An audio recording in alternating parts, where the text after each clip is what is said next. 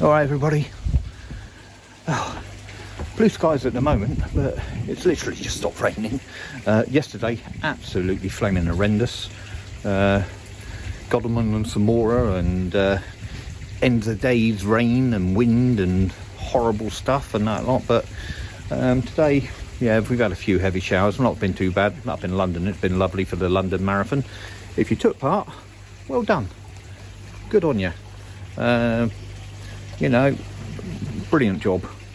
I wish I could run a marathon. It wasn't that long ago. 26 miles wouldn't have bothered me at all. I used to run those sort of distances all the time, but yeah, 26 yards these days, and I'm done for.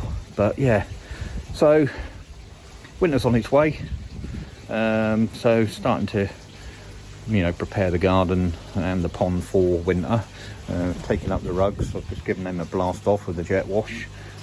They're just plastic garden rugs, so I'm going to let them dry off quickly, and then I'm going to roll them up and put them away.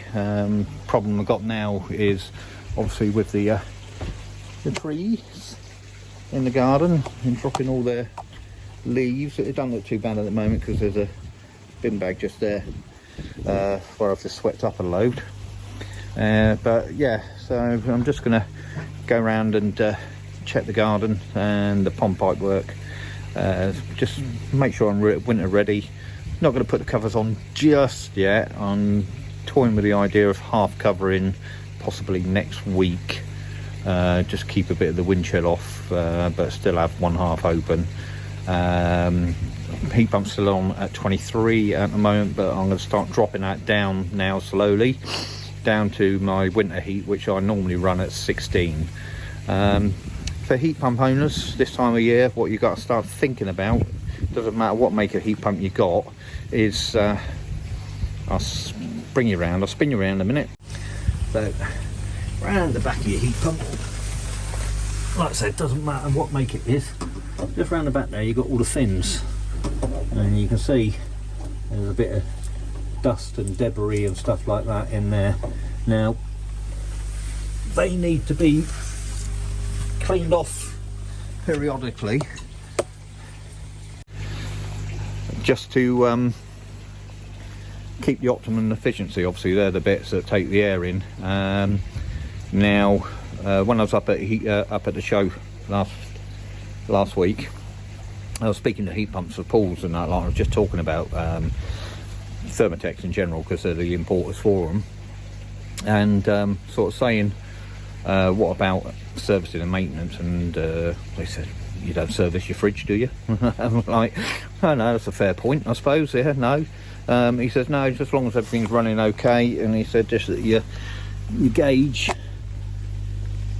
just there, that one there is got liquid in it and it's in the green, nothing to worry about. He says, but the fins that I just showed you there, he says they need cleaning off sort of like periodically, especially going into winter, because throughout summer you get a lot of dust, a lot of debris, spiders webs and things like that forming in them.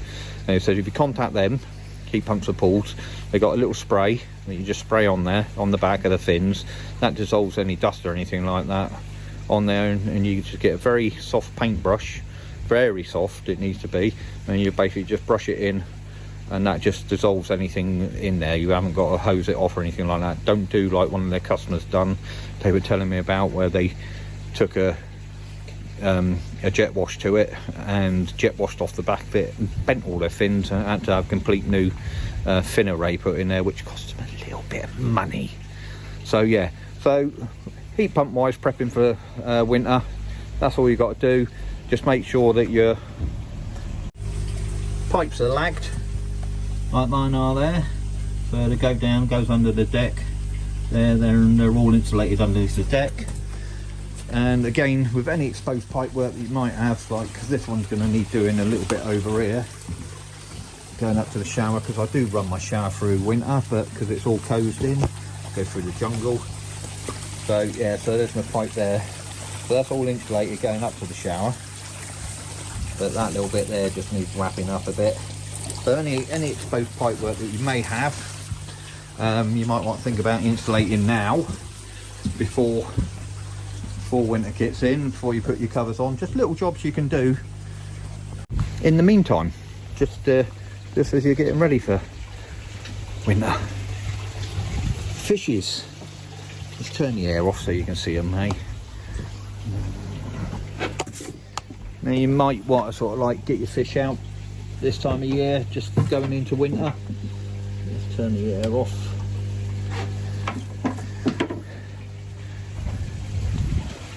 Yeah, you might want to sort of like think about with the wind and the rain we've had. So yeah, so water with the wind and the rain and all that sort of stuff we had over the last couple of days, a little bit of murk in the water, but not too bad. But you can see the fish, they have had a good growing season this year. That yummy are up to possibly think about getting out and giving that a measure. Like I said, you might want now just to have a sort of like a pre-winter health check. Just make sure you've got no problems with your fish. It's up to you, personal preference. Just have a little check over, and if there's any parasite problems or anything you need to sort out, any ulcers or minor damage you might want to sort out going into, just before you go into winter. And it's now's the time to do it and get it done and out of the way.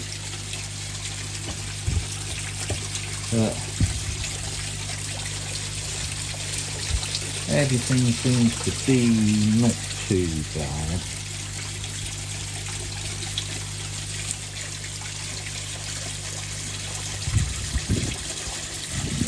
They all seem happy.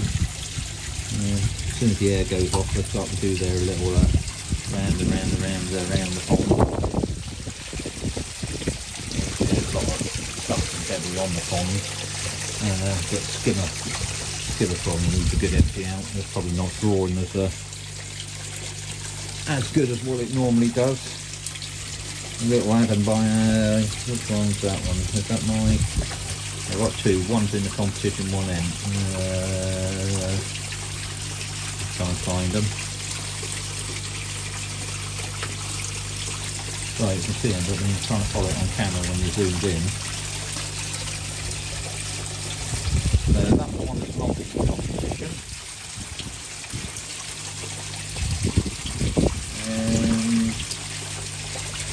There's the other one. There. That's the one that's in the growing show.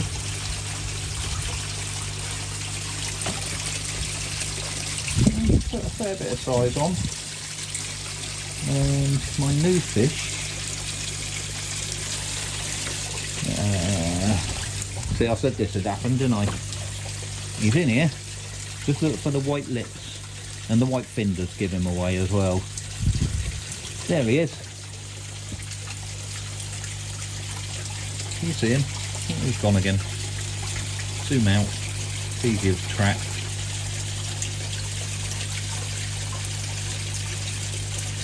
And the easiest way to do is put some food in there. So just do that.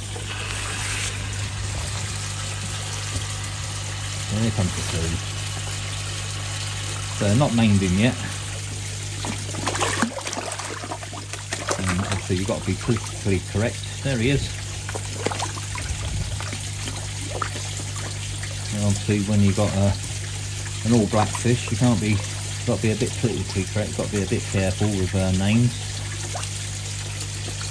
There he is. And he's gone again. There he is. Settled in. And you see a bit of a brown tinge to him when he comes up to the light and that lot, but when he's in the water he's almost sort of like a velvet black colour, but getting a little bit of brown on some of the scales when he comes up.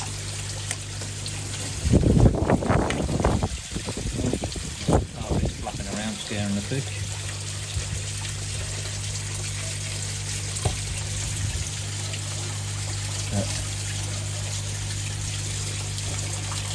Like I said, it's just a traditional nil thing. You just see his big pair of white lips come up.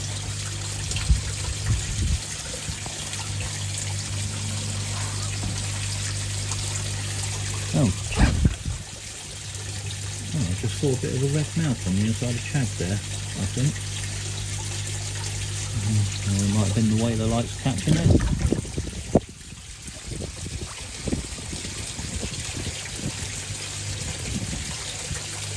Chuggy chuggy. Well, he's still eating, so perhaps it's just the way the light caught it. Chad. So I may have to get a few out for a quick look round.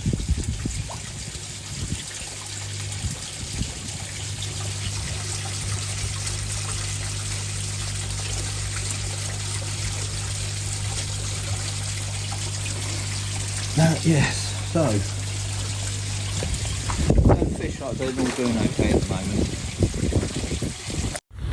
So one of the other things you might want to think about, actually, I was talking about the trees and the leaves. I've got a skimmer, so I can sort of like handle a lot of the leaves.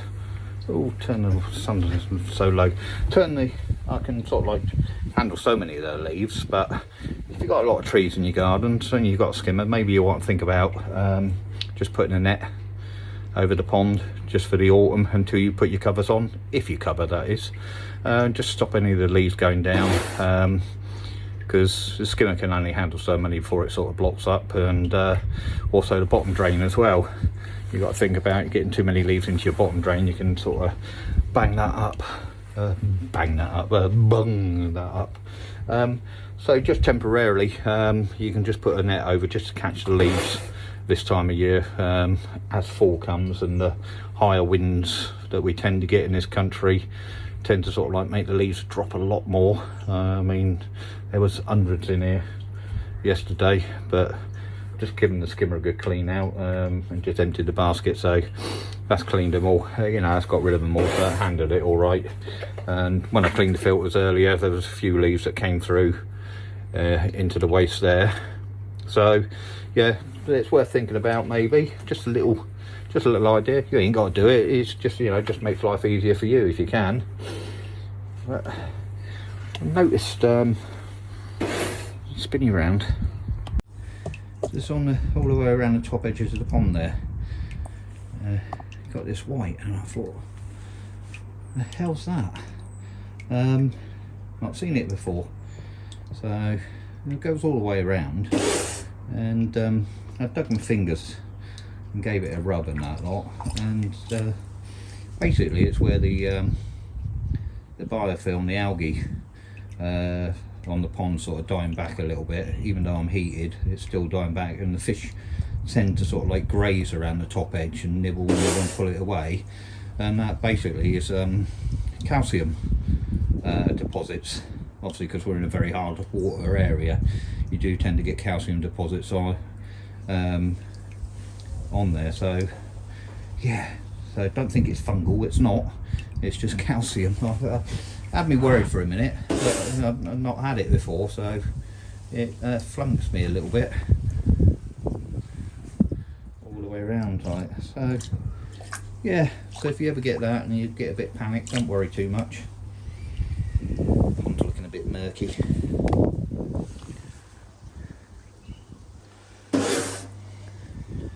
Just been doing my filters and everything like that, and giving it a bit of a brush, getting all the leaves and everything sorted. But fish, as always, are ever hungry. But I'm going to knock start knocking the temperatures back, as I said. Got this turned off a minute, so I want to go to temperature. So I'm up at 23 at the moment. Give that a tap. So got to knock it down. 22. Enter. So there you go. So that's a degree down, and then probably about Wednesday I'll knock that down to 21, and then just gradually bring it down to 16, and start cutting back on their feed a little bit. I know it seems a bit early in the season. It does seem, blinking, it's gone. Can't believe I'm thinking about sort of like winter prep. All right, it's only the 1st of October, but I've got to turn the temps down, I've been told. you know, with the energy crisis and everything going up, you know, we're fixed until March, but she's not putting the heating on in the house, so I'm not allowed to heat the fish these days. But yeah, I'm turning it down anyway, so bring it down, and like I said, gradually over the next month, and sort of like end of October we'll be down to its winter level, and keep it at 16 so I can keep a bit of feed going in over winter. Not too much, normally back twice a day through winter, 16 degrees.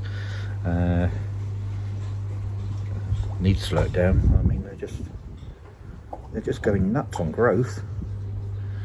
Like I said, I might even take Yummy out just out of interest, because that's really piling the size on.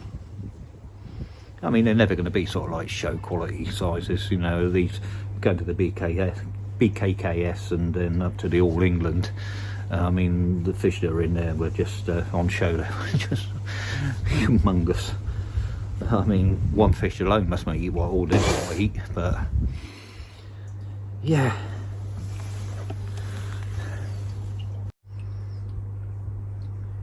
All happy as Larry. When ain't they? Water level's a bit low at the moment, like I said, because I've just done a filter cleaner. Don't half use a lot of water when I clean the filters. Yet another reason for a drum. I keep on trying to convince myself. Just don't seem to be getting anywhere in the saving of money. If it ain't one thing, there's another that gets in the way.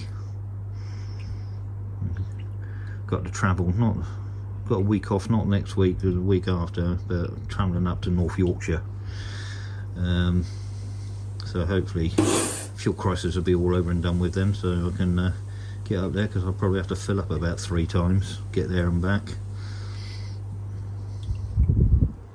Go see my son and my daughter-in-law and my 2 grandkids, see how they're getting on in their new home up there. But yeah, fish are doing really well. I hope that the sumi on my Tancho show there over winter develops a bit more. Colder temperatures tends to bring the sumi out. It's not very solid, not very inky. It's sort of like still underlying. I mean, the fish is putting some size on, and but I'd like the sumi to develop a bit thicker, a bit stronger than that. It may come. I mean, the cow down there, you know, when I first got him, he's hardly any sumi on him, and sort of like the first year a few specks appeared, and then bang, out it came. You know, now look at it.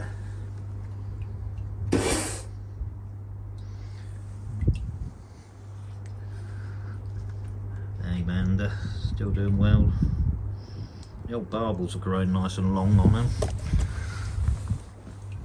Getting proper Japanese whiskers on him.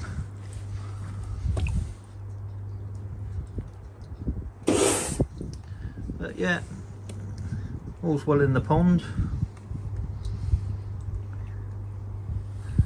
Just sort of flash of the white lips there. So I'm still trying, like I said, still trying to think of a name on my new one there.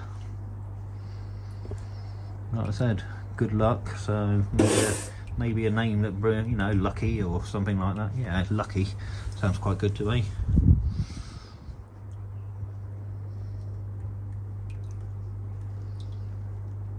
Yeah, quite like that. Yeah, Lucky. All right, so that's decided then. Lucky. You're not having any more food. Darkness is upon us. Let's take the glasses off.